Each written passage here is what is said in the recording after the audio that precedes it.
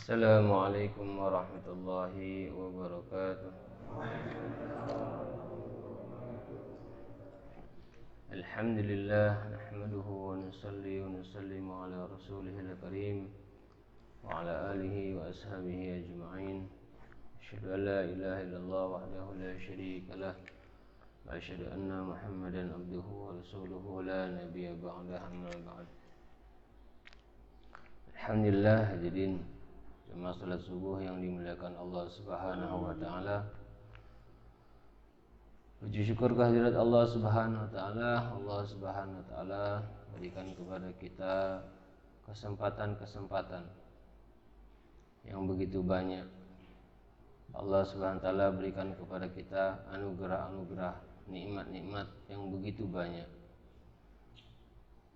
Saking banyaknya nikmat Allah ini, maka terkadang kita sendiri tidak sadar kalau itu adalah nikmat dari Allah Subhanahu wa taala.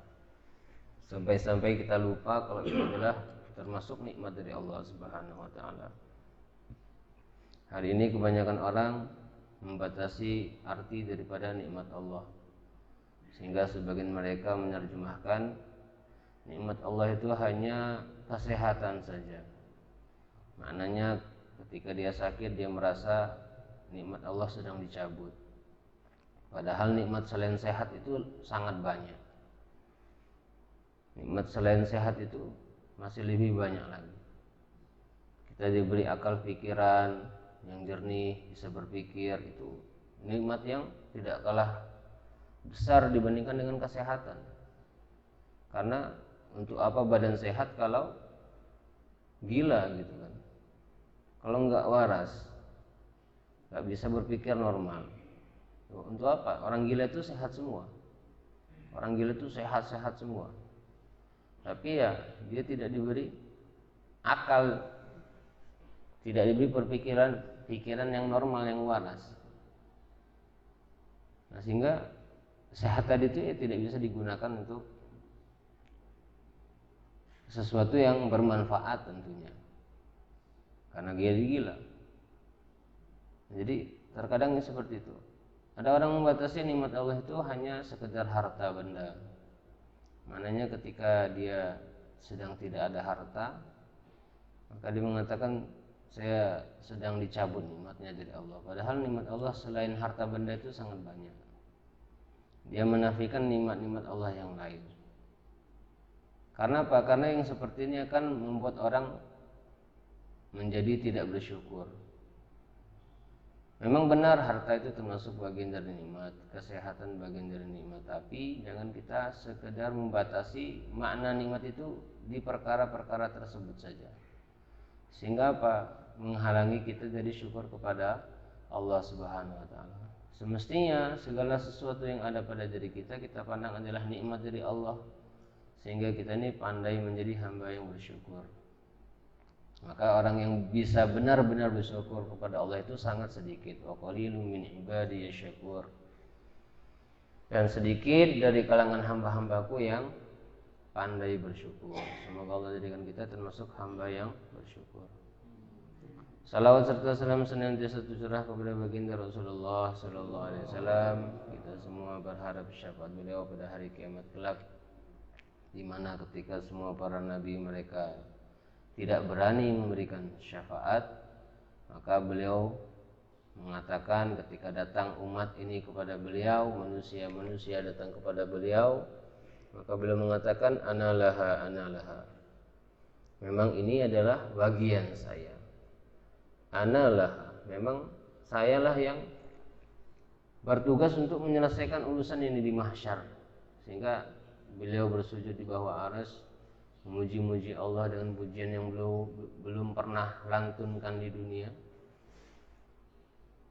Kemudian akhirnya Allah beri syafaat kepada beliau, dan akhirnya barulah nabi-nabi yang lain bisa memberi syafaat.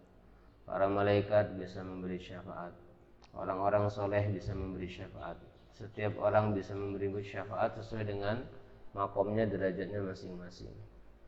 Maka kita selaku umat Nabi ini mesti banyak-banyak bersalawat. Minimal tanda kita cinta kepada Nabi itu banyak-banyak bersalawat. Kalau kita ini enggak bersalawat, kalau kita ini tidak banyak bersalawat, tidak gemar bersalawat, tidak sering bersalawat, maka nanti kita ini akan malu di hadapan Rasulullah SAW.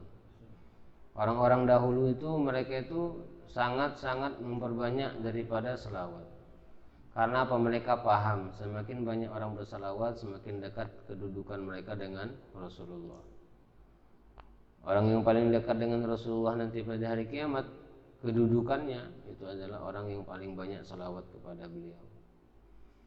Maka mereka menghabiskan hari-hari waktunya itu dengan salawat. Ada seorang sahabat datang, "Ya Rasulullah, berapa banyakkah di dalam doaku ini yang aku gunakan untuk bersalawat kepadamu?"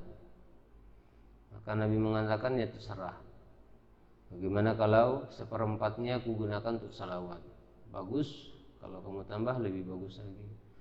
Bagaimana kalau sepertiganya aku jadikan salawat untuk engkau? Bagus. Kalau kamu tambah lebih bagus lagi. Bagaimana kalau separuh daripada doaku ini adalah salawat kepada engkau? Bagus. Kalau kamu tambah lebih bagus lagi.